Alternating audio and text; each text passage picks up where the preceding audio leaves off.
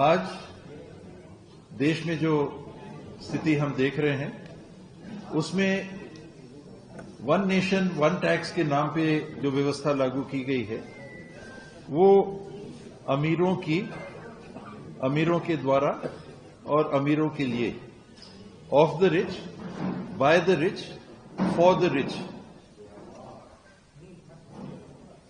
वास्तविक रूप में ये व्यवस्था हम इस स्वरूप में देख पा रहे हैं। आप देखेंगे कि देश में पहले डायरेक्ट टैक्स से जब राजस्व केंद्र सरकार को आता था तो मुख्य भाग सरकारों के राजस्व का इनकम टैक्स हुआ करता था। एक्साइज ड्यूटी थी, सेल्स टैक्स था जिसे बाद में वैट के रूप में हमने देखा, उससे भी वसूली हुआ करती थी।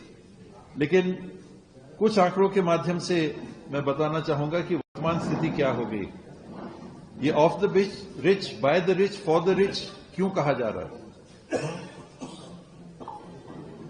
मुझे भी आश्चर्य हुआ ये आंकड़ों को पुनः देखते हुए कि आज देश की 10% उच्चतम आय की आबादी जीएसटी के माध्यम से, आप एक अनुमान गेस करिए कितने प्रतिशत राजस्व का योगदान दे रही है?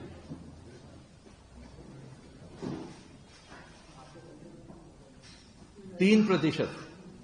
देश के सबसे अमीर 10% आबादी के नागरिक जीएसटी के माध्यम से देश में विकास के और अन्य कार्यों को अंजाम देने के लिए मात्र 3% की हिस्सेदारी अदा कर रहे हैं, जबकि देश की निचली 50% आबादी 64% जीएसटी में अपना योगदान दे रही है।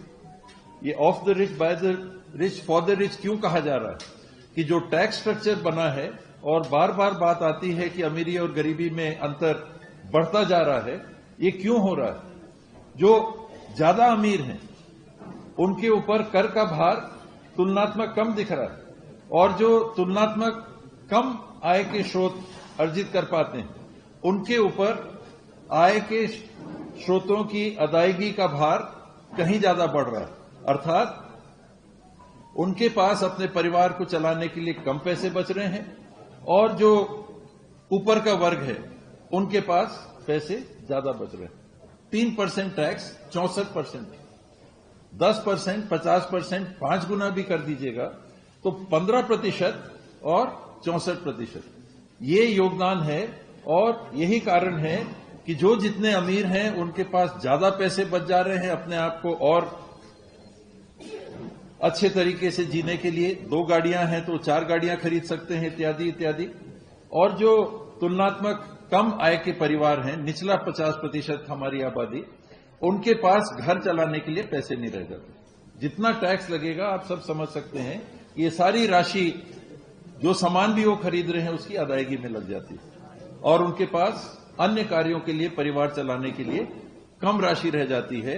और इसमें सिर्फ गरीब नहीं है, इसमें बड़ी संख्या में मध्यम वर्ग भी सम्मिलित है।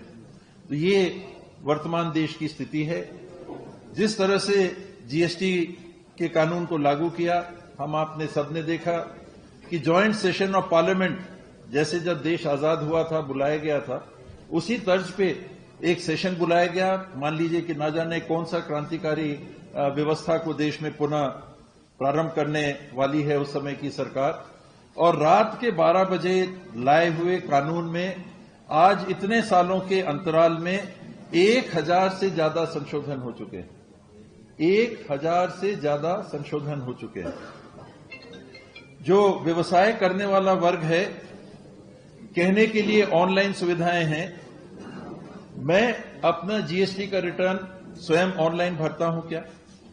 बिना सीए के मैं भर सकता हूं क्या? मैं नहीं भर सकता। तो सामान्य नागरिक जिसको जीएसटी देना होता है, आज वो मजबूर है कि एक सीए के पास जाए, उनको फीस दे और तब अपना रिटर्न भरे, चाहे वो निल हो।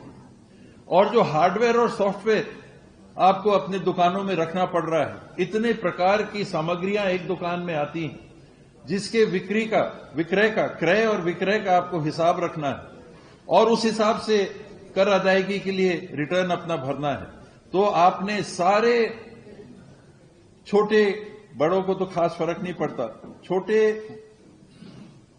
स्तर के काम करने वालों के ऊपर एक और बोझ आपने आर्थिक डाल दिया जो निरंतर चला आ रहा है।